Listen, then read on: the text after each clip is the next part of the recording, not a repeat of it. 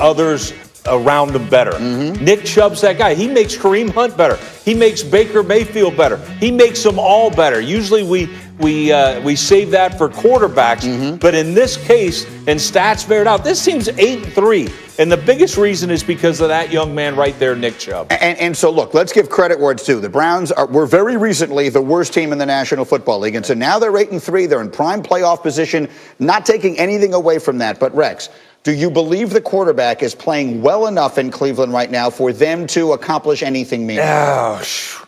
No, I don't, Greeny. And the reason I say that is, look, statistics, if you just look at his stats from the game, they were outstanding. Look, 19 to 29. Look at some of these throws, though.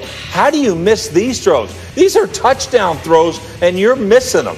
Like, I'll say this. If the Browns get average play from the quarterback position, they can do some damage in the playoffs. RC, let's pick it up there, because he did miss some easy plays yesterday, and they wind up having to sort of survive a potential two-point conversion against a one-win Jacksonville team to get the win. What do you think, RC?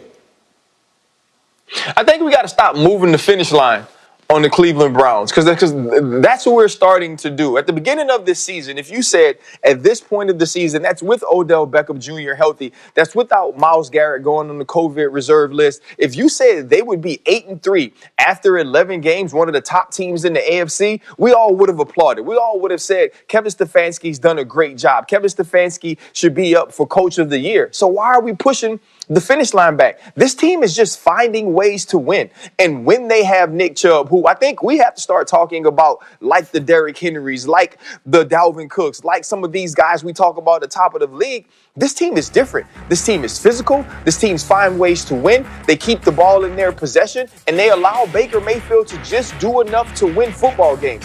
This is going to be a playoff team. This year is a win for the Cleveland Browns, and let's give them that. 100% agree with that. I think both can be true, that they've done a great job, the coach has done a great job, Dan Orlovsky, and the quarterback, there remain some questions. What do you see? Yeah, I think that my standing on the Browns right now is this. Baker Mayfield has some layup misses. He even came out and sent a tweet out yesterday like, hey, we're 8-3. I got to be better, and I will. So he's acknowledging that that can't happen.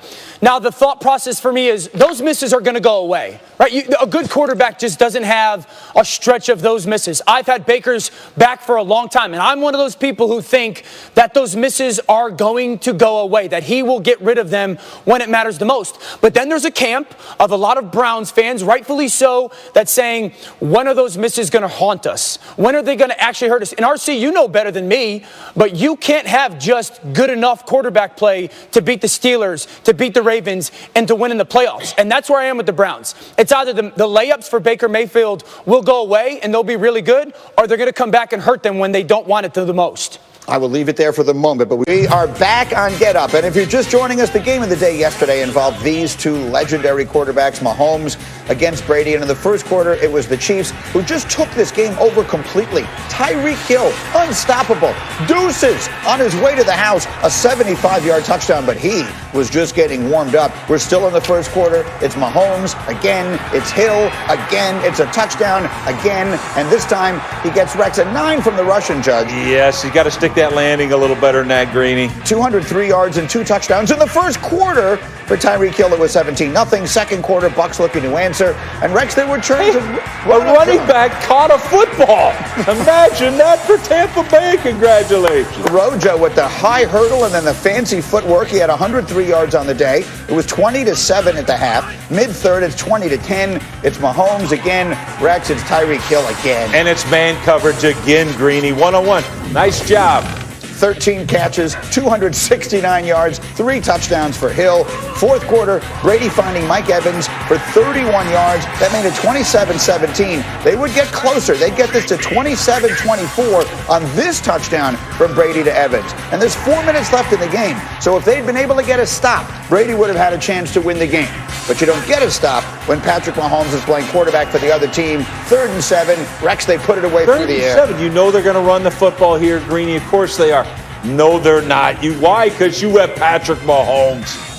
And with that, it is the Chiefs who get the win 27-24. And so, again, we opened the show this morning talking from the Buccaneers side of things, their struggles, their offense, their game plan. Dan, now let's give due where it is clearly deserved. Let's talk about Patrick Mahomes. Yeah, and it's going to go to one of those Tyreek Hill touchdowns. I want everyone to hear kind of the audio of one of these clips. You're going to listen to Patrick Mahomes break the huddle. This is right when he breaks the huddle. Just listen to him call out the coverage before he ever gets to the line of scrimmage. Pay attention.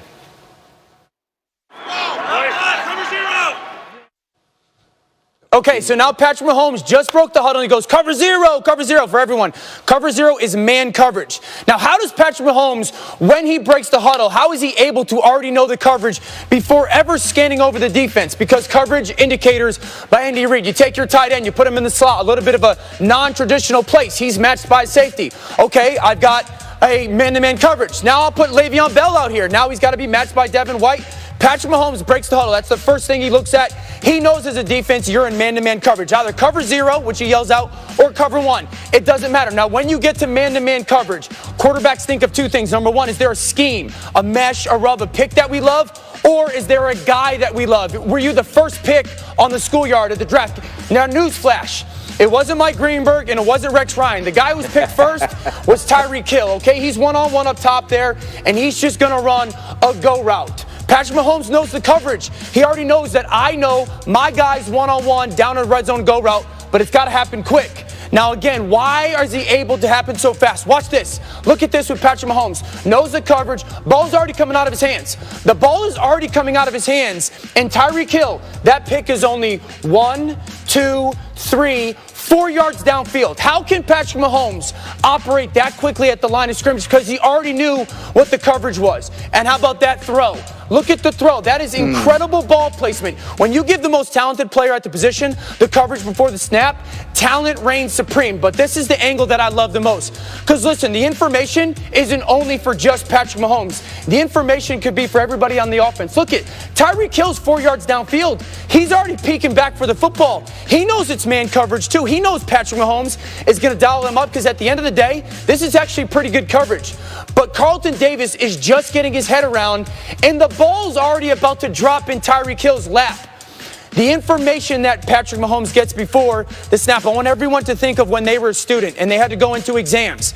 Imagine not only knowing the questions, but knowing the answer to the questions before walking in. It might have been one of the reasons why I got through school. It would have helped you perform a lot better, just like Patrick Mahomes and the Chiefs. It's extraordinarily well done. It's such a good look at it there. And Rex, again, no one knows defense more than you do. And to some degree, Mahomes, Hill, Kelsey, they're just ridiculously good. But you didn't like what you saw from the defensive game plan anyway. No, it was absolutely brutal. Like, this was, and there's one great example by Dan, but there were several in that. It's like, first off, you have to start by saying, okay, this guy can beat me immediately.